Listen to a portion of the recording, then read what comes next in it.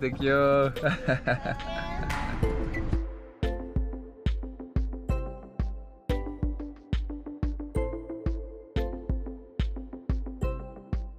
Il y a des endroits comme ça qui nous marquent profondément.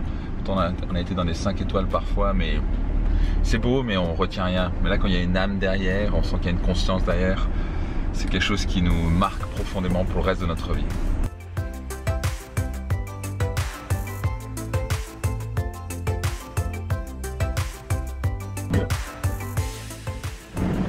On a 4 personnes pour trouver une adresse Airbnb.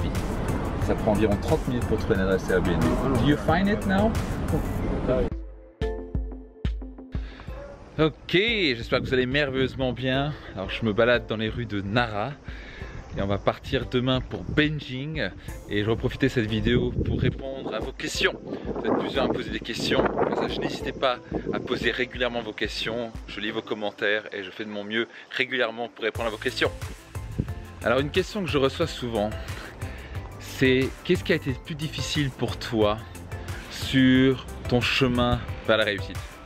Passage réussite, chacun a sa définition. Pour moi, réussir, c'est pas seulement avoir une belle voiture, être capable de faire un tour du monde. C'est aussi simplement réaliser la vie qu'on veut. C'est vivre sa vie selon ses propres termes. Et donc peut-être que vous le savez, je suis parti de zéro. Ma famille était, on va dire, avec des gros problèmes relationnels, financiers. Ça a été très compliqué. Et donc, c'est pas arrivé du jour au lendemain. Mais je dirais que très simplement, pour répondre rapidement à toi Michel qui a posé la question, c'est la chose qui a été la plus difficile pour moi, c'est être capable d'accepter que j'avais des choses à travailler. Devais mettre mon ego de côté et être capable de me dire, tu sais quoi Max, si tu veux changer les choses, tu dois changer. Et je passais mon temps à vouloir changer les autres. Peut-être que vous voulez changer les autres constamment, votre mari, vos enfants, votre épouse de président. Et à la fin, la seule chose vraiment qu'on peut influencer dans notre vie sont des pensées, nos actions et nos habitudes. Si on change ça, on change nos résultats. Alors une autre question que je reçois, que j'ai reçue dernièrement de Géraldine, c'est que faire face à la critique? Et j'aimerais dire que quand on se focalise sur ce que les gens vont penser, vous allez avoir une vie catastrophique. Et moi j'ai vécu ça, je passais mon temps véritablement à me dire mais comment les gens vont penser de moi, qu'est-ce qu'ils vont penser de moi, etc. C'est s'emprisonner dans sa propre prison. Donc une des choses à réfléchir, c'est arrêter de penser qu'on est le centre du monde et croire que tout le monde pense de nous. Bah, ça, quand quelqu'un vous critique, il ne vous critique pas vous, il critique le propre problème qu'il a chez lui. La base de la psychologie, c'est véritablement comprendre que ce qu'on voit comme problème chez les autres ou ce qu'on n'aime pas chez les autres, le problème est chez nous. Quand on est détaché du problème, on voit plus le problème chez les autres. Donc j'aime bien dire que les autres vont vraiment penser les choses de nous, alors qu'on est juste un miroir pour les autres. Le jour où j'ai commencé à me focaliser sur contribuer, donner le meilleur de moi-même, comprendre que réussir c'est servir, c'est contribuer, c'est donner son talent, j'ai arrêté de me focaliser sur moi. J'ai arrêté de nager dans le mauvais sens. Vous voyez, quand vous nagez dans le mauvais sens, vous allez couler. J'ai commencé à nager de l'intérieur vers l'extérieur, à me dire qu'est-ce que je peux offrir à ce monde, qu'est-ce que je peux offrir au monde, aux gens autour de moi. Et quand je me suis focalisé sur qu'est-ce que j'allais pouvoir donner, plutôt que qu'est-ce que les gens allaient penser de moi, j'ai commencé à m'épanouir pleinement, j'ai commencé à être heureux. Et surtout, je me suis libéré de cette peur du jugement à la con. Alors une autre question que je reçois souvent, qui a été posée par Julie, c'est comment reprendre confiance en soi quand on a perdu. Je manquais beaucoup de confiance en moi quand j'étais il y a quelques années, et ce qui m'empêchait de passer à l'action, de m'épanouir, de vraiment créer la vie que je voulais. J'ai accompagné des centaines de milliers de personnes à travers ce problème-là. Et en passage, j'accompagne encore des PDG ou des chefs d'entreprise qui parfois ont perdu confiance. Ils ont peut-être confiance dans leurs affaires, mais ils ont peut-être perdu leur confiance d'être un bon père, par exemple. Et la première chose que je vais vous dire, c'est si vous voulez reprendre confiance en vous, la première chose à changer, c'est changer sa physiologie, changer sa posture, relever la tête, mettez la tête haute, reculez les épaules, relevez sa sternum et rappelez-vous que vous êtes quelqu'un qui mérite le meilleur et que vous avez la capacité à l'intérieur de vous changer les choses. Donc souvent on est pris dans un schéma, on baisse les épaules, on l'abandonne, et quand on a une attitude ou une posture négative ou perdante, vos pensées vont être perdantes. Le corps et l'esprit sont liés. Donc première chose, c'est physiologie. Numéro 2, je vais peut-être l'illustrer à travers une personne que j'ai accompagnée, qui a levé la main un jour, qui était en dépression et depuis plus de 7 ans. Et quand j'ai commencé à travailler avec elle, il y avait une certaine violence à l'intérieur d'elle, une certaine colère. Et on était devant environ 600 personnes lors de mon séminaire phare Destination Réussite. Et beaucoup de gens sont connectés et a commencé à parler à quel point son ex-mari était horrible, etc. Et je commençais à l'accompagner, à commencer à lui permettre de voir les choses autrement. Ce qui nous arrive n'a aucune importance. Ce qui nous fait souffrir, c'est comment on interprète les choses. Et elle a commencé à voir ça comme un cadeau. Je l'accompagnais par rapport à ça et d'un coup ça a tout changé. Elle est beaucoup plus heureuse, beaucoup plus épanouie maintenant. Et finalement une question que je reçois régulièrement et celle-ci de Laurent, c'est comment augmenter ses revenus. Alors la première chose à comprendre, c'est qu'on a tous ce qu'on appelle un récipient financier. On a été en quelque sorte programmé depuis tout petit à dire ça c'est beaucoup d'argent, ça c'est peu d'argent. Par exemple pour moi c'était 2000 € par mois, c'était juste acceptable. 3000 € c'était impossible, c'était pour les riches. Mes parents ne gagnaient pas du tout ça, donc c'était impossible. Je me rappelais toujours que mon frère, un jour, on regardait pour un travail à Decathlon parce qu'on disait bon, on peut gagner 1900 € par mois et ce serait génial, ça changerait notre vie. Parce qu'on a vu nos parents qui gagnaient 1000, 1200 € par mois.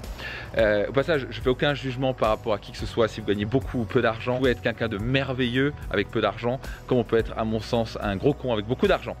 L'idée, c'est d'en avoir les deux. C'est encore mieux, ça nous permet d'avoir plus de liberté, plus de choix, de pouvoir voyager plus et offrir une meilleure éducation, par exemple, à nos enfants ou contribuer de l'argent qu'on n'a pas.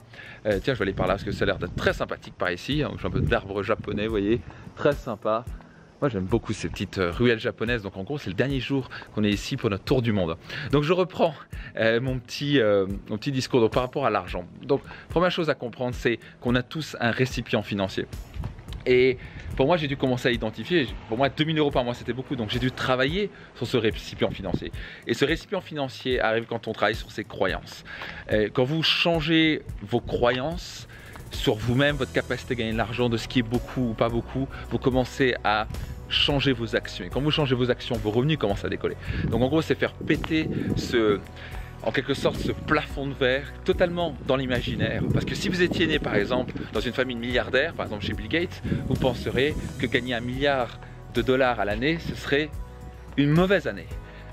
Parce qu'un milliardaire, il pense en milliards. Et quelqu'un qui a été éduqué comme moi, par exemple à la base, que 2000 € par mois c'était beaucoup, pour moi c'était 3000 €, c'était impossible.